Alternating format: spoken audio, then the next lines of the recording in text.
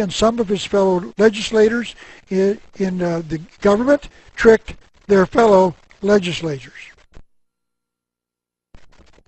He and some of his fellow legislators wanted to purchase some gunpowder, but they knew the Quaker legislators in Pennsylvania would not approve the purchase of such an article of war. So they voted an act for 3,000 pounds for the purchasing of bread, flour, wheat, and other grain. After the legislation was approved, they bought gunpowder with the 3,000 pounds, and some of their fellow legislators objected, claiming that they did not authorize that. But Mr. Franklin told them that gunpowder was indeed another grain, and indeed gunpowder is a grain. They had just invented a way to conceal their trickery by hoping that the legislature would think that the phrase other grain was another ingredient of bread. And then he provided his readers with another example of their trickery and deceit. They wanted to purchase a great gun, presumably a huge cannon. They wrote up legislation to buy a, quote, fire engine, end quote, and the legislators voted for the fire engine. And Franklin bought his great gun. As Franklin pointed out, surely a great gun is a fire engine. Our founding fathers did not lie to us, they simply used words to deceive. I wrote my second book entitled The New World Order in 1990 as an attempt to identify the true motive of the conspiracy that I had uncovered in the writing of my first book. And to start the explanation of what that motive is, I must start by stating there is something coming. This thing coming is not very pleasant. And it is called the New World Order. And lastly, this information that I will be covering today will offend some of you. I am sorry for that, but I must tell the truth as I find it. I am hopeful that those offended by what I say will confirm that I am right by their own research and then take some corrective action. Our founding fathers committed this nation to the New World Order in at least the year 1782. They believed that their mission was a noble one, but they knew they had to conceal that future from the American people. So they used words to deceive, just as Mr. Franklin admitted in his autobiography. They certainly knew that their ultimate desire, the New World Order, would be very unpleasant to the American people if they knew about the system they were going to give them, and that the people would not allow them to change it. And to show you an example that will show you how they deceive us, let me show you a drawing that appeared in a book entitled A Bridge to Light by 33rd degree Mason Rex Hutchins. By the way, the 33rd degree of the Masons is the highest degree attainable, and it appears as if the 33rd degree of Freemasonry runs the Masons worldwide. And this book was published by the Masons themselves, so it is official. This is the first page of this book showing the reader that this book has been published by the Supreme Council of the 33rd degree of the Masonic Lodge.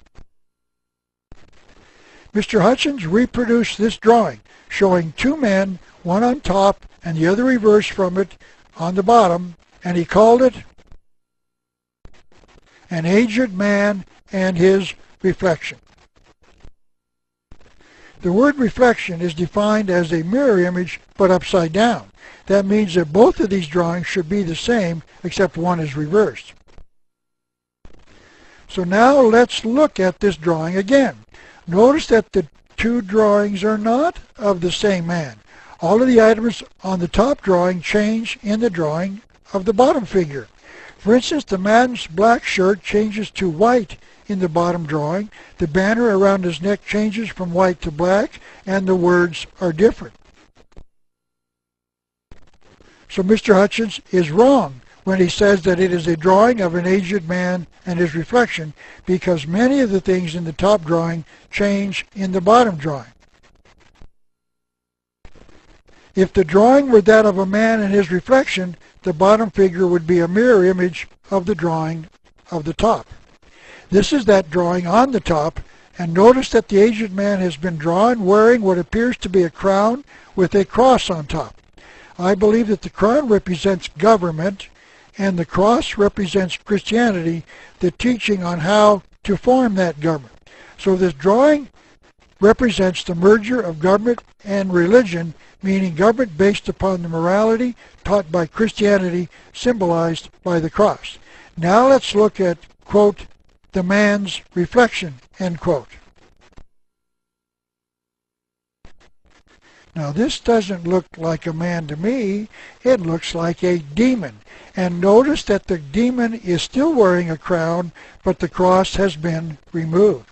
That means that the man represents a government without the teachings of Christianity.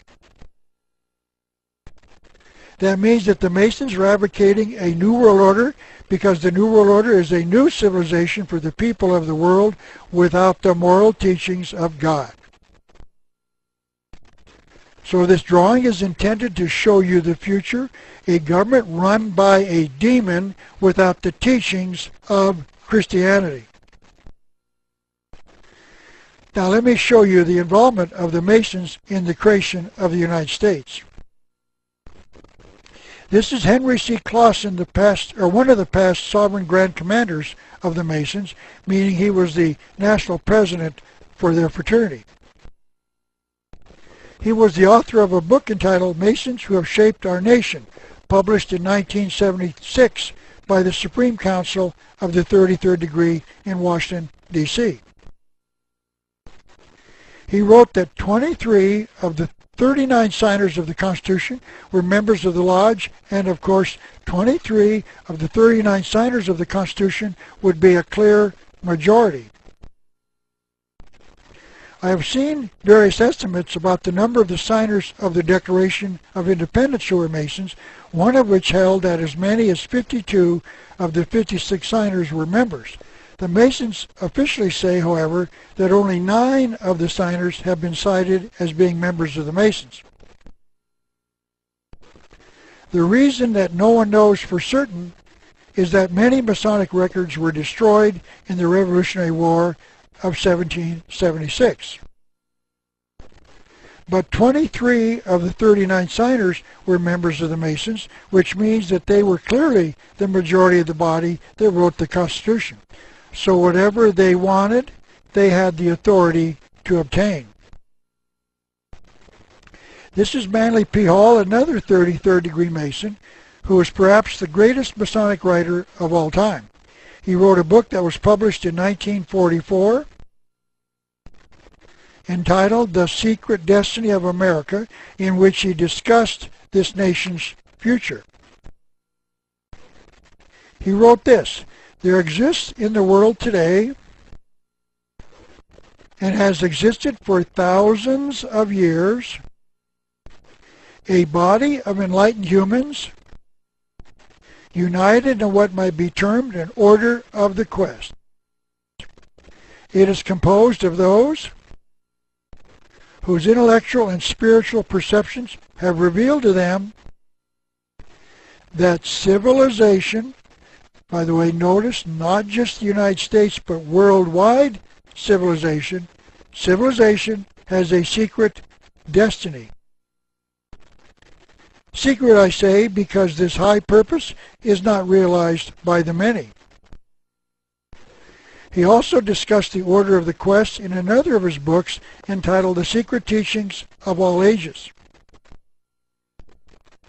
Not only were many of the founders of the United States Masons,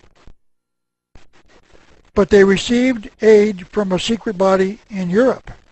Mr. Hall does not say who the secret body in Europe was,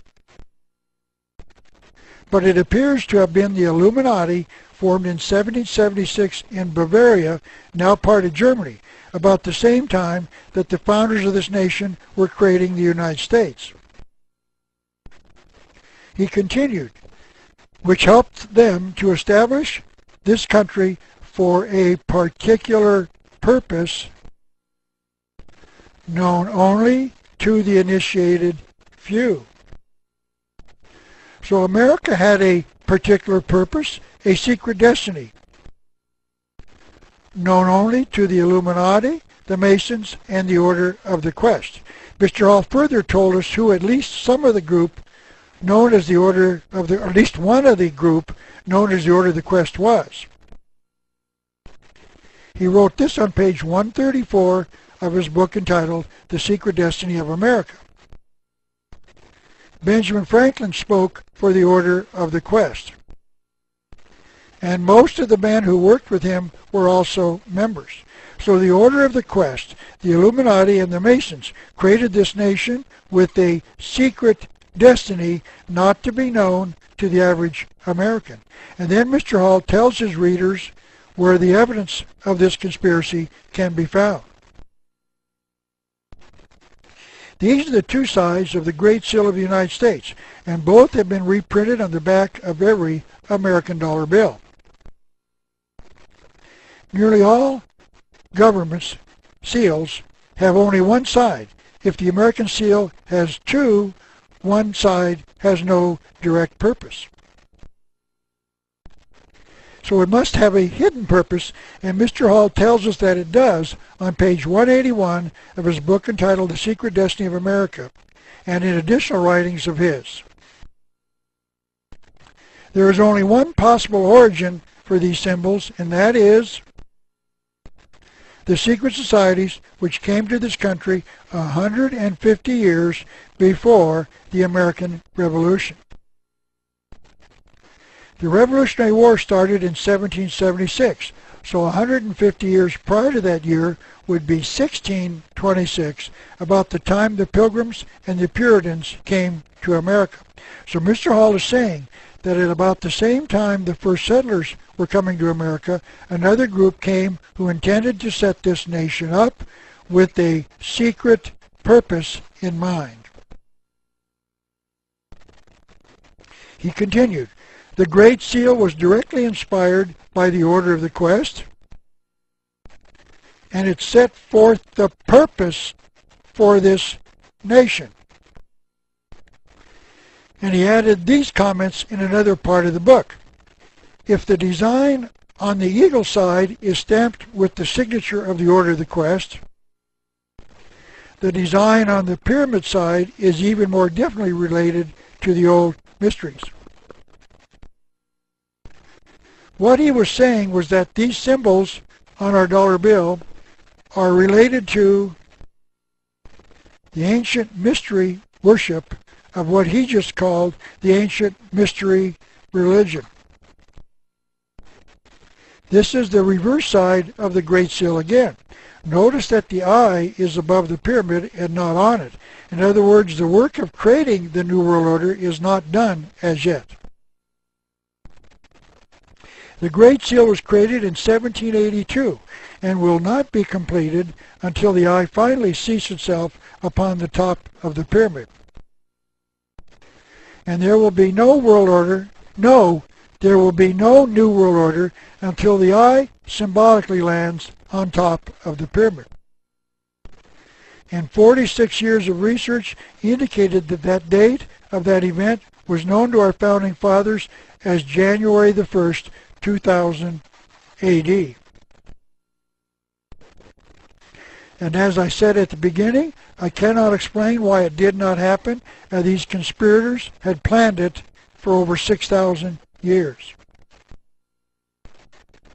I believe that that means that those who designed the Great Seal in 1782 knew what they were doing. They were placing this nation on a track to some secret destiny, and they knew they had over 200 years to create the changes needed to bring it about. They knew what that the American people would never approve of their secret destiny, and that was why they kept it secret and concealed it in symbols in the Great Seal of the United States. And some of his fellow legislators in the government tricked their fellow legislators. He and some of his fellow legislators wanted to purchase some gunpowder, but they knew the Quaker legislators in Pennsylvania would not approve the purchase of such an article of war. But Mr. Franklin told them that gunpowder was indeed another grain, and indeed gunpowder is a grain. They had just invented a way to conceal their trickery by hoping that the legislature would think that the phrase other grain was another ingredient. The legislators voted for the fire engine. And Franklin bought his great gun. As Franklin pointed out, surely a great gun is a fire engine. Our founding fathers did not lie to us of bread. And then he provided his readers with another example of their trickery and deceit. They wanted to purchase a great gun, presumably a huge cannon. They wrote up legislation to buy a, quote, fire engine, end quote. And so they voted an act for 3,000 pounds for the purchasing of bread, flour, wheat, and other grain. After the legislation was approved, they bought gunpowder with the 3,000 pounds, and some of their fellow legislators objected, claiming that they did not authorize that.